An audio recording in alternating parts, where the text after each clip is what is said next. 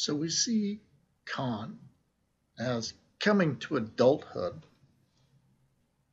from a religious and pietistic background during a period of time in which the scientific revolution is coming to its full fruition, where Newton publishes his major work in 1687, ushering in what would be the physics for most of the 19th century.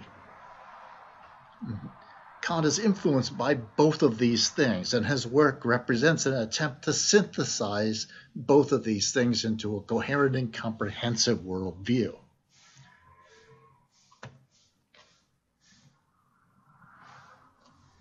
And that's what we see when we look at this tripartite collection of critiques. So, how does this synthesis evolve with regard to his ethical thinking? Well, Kant advocates and articulates a paradigmatic version of what's called a deontological ethical theory.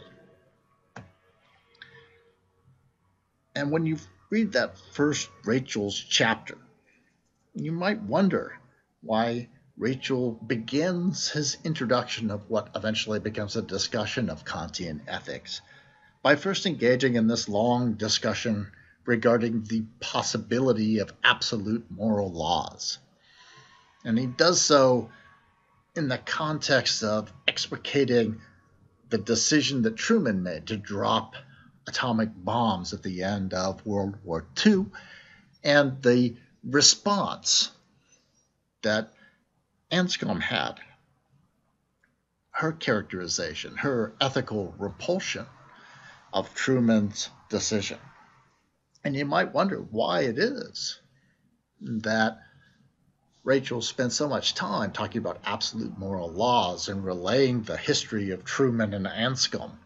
These things may seem interesting, but it's not clear where they're going. And I think I would have liked to have seen him be more explicit about this. Kant's theory is one of the most famous examples of a deontological ethical theory. Deontological ethical theories tie the ethical status of actions to ethical rules and to intent or duty. And so it's useful to contrast deontological views with consequentialist views, like the utilitarian views we just discussed. And recall that consequentialists tend to focus on individual actions and their consequences. And they tend to evaluate the ethical status of those actions exclusively and exhaustively by the consequences of those actions for the immediate people affected by the actions. And they tend to ignore, to downplay both rules and motivations. And we saw that the classical utilitarians only resort to rule utilitarianism in the face of these withering criticisms of their view. Now, deontologists tend to focus on rules and intentions, and they tend to ignore or downplay consequences. And so Rachel's discussion about absolute moral rules and his exegesis of Truman and Anscombe illustrates this tension between these two fundamentally different approaches to thinking about the ethical status of actions.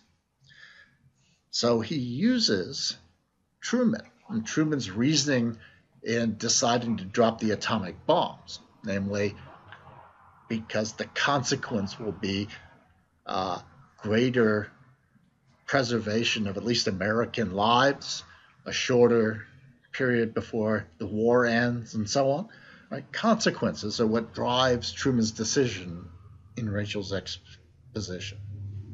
So Truman represents consequentialist thinking about this act. Should I drop these incredibly powerful weapons that will destroy massive numbers of civilians?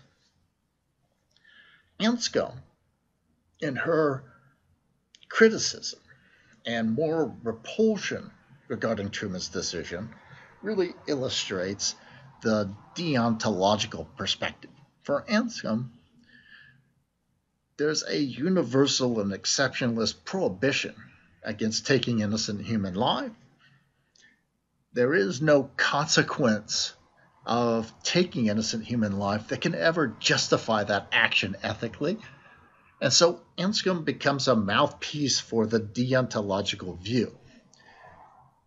And the conflict between these two people that culminates in Truman going to her university to receive an honorary degree and Anscombe kneeling outside the hall praying, right, expressing her moral repulsion of Truman, expresses that tension between these two views about what's important in assessing the ethical status of individual actions.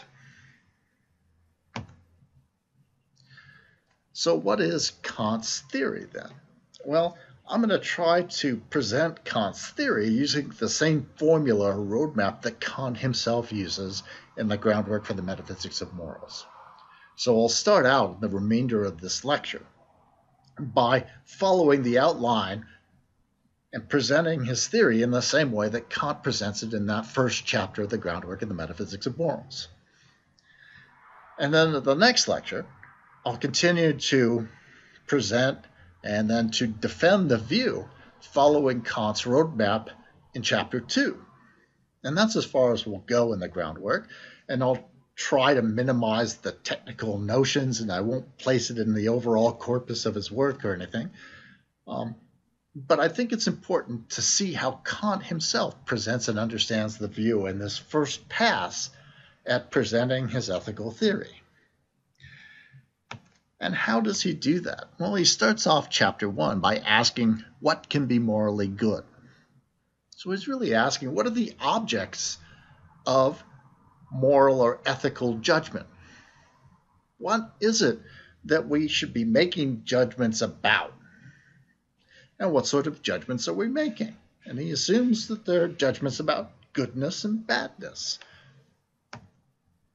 And he starts the chapter off by stating and then arguing for this idea that the only thing that could be good or bad without qualification, without relativization, is the will itself. So a good will is the only thing that's good without exception, qualification, or relativization. And so after he presents that view and gives reasons for it, he then turns his attention to why that would be. What is it that makes a will good? And he'll talk about the qualities of the will and focus in on this idea that what makes the will good is it's being perfectly adapted to its purpose. And in this way, Kant reflects sort of biological functional thinking. The will, like the heart, the lungs, the eyes, it has a teleological, functionally understandable purpose.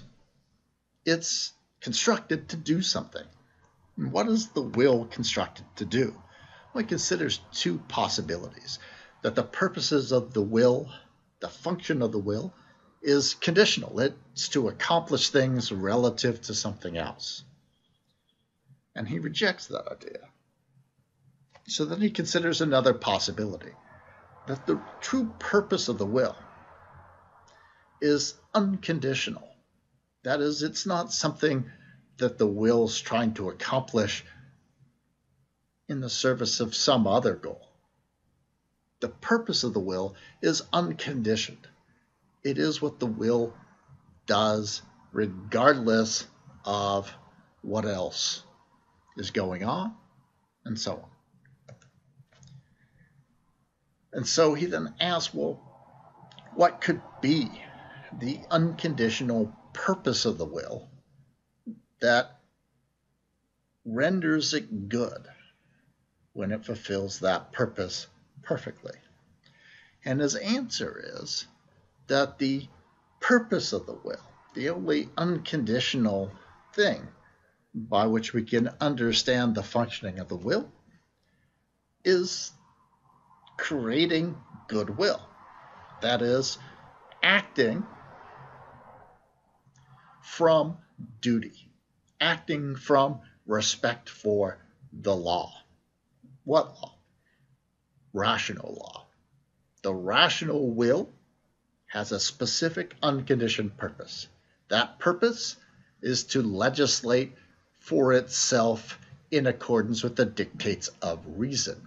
And it's at this point that Kant introduces the supreme moral principle of his view, at least one formulation of it. And that principle is called the categorical imperative. So now that we've sort of seen the outline, let's go through it in more details in the next segment.